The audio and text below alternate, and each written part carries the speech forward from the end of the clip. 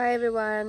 So this is not gonna be a usual video that I'm going. So I'm gonna do this video in Sinhala so it can reach a wider audience. ලංකාවේ තියෙන ගම් වතුර තත්ත්වයේ හින්දා ගොඩක් අවතන් වෙච්ච අපේ නංගිලා මල්ලිලා ඉන්නවා. විශේෂයෙන් A level කරන නංගිලා. ඒගොල්ලන්ගේ මේ ගම් වතුර නිසා ඒගොල්ලන්ගේ තියෙන මේ විෂය notes එහෙම වතුරට ගහගෙන ගිහින් එන්න පුළුවන් notes එහෙම ගන්න බැරි තත්ත්වයක වෙන්න පුළුවන්. ඒක නිසා මම A level කරන කාලේ අවුරුදු 5කට කලින් භූගෝල විද්‍යාව සහ සිංහල මාධ්‍ය ඒ වගේම තමයි ප්‍රංශ භාෂාවේ ඉංග්‍රීසි මාධ්‍ය මම ළඟ තිබ්බ notes මම prepare කරලා Google Drive link එකක් හැදුවා. ඒ Google Drive folder එකේ ඔයගොල්ලන්ට access කරන්න පුළුවන්.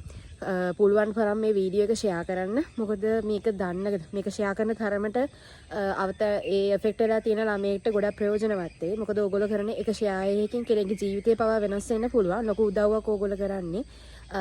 ඒ Google folder drive එක මේකේ link එක තියෙනවා. ඒක මෙන්න මේ screenshot එකේ තියෙන විදිහට ඔයගොල්ලන්ට බලා ගන්න පුළුවන්. ගිහිල්ලා පුළුවන් තරමක් share කරන්න.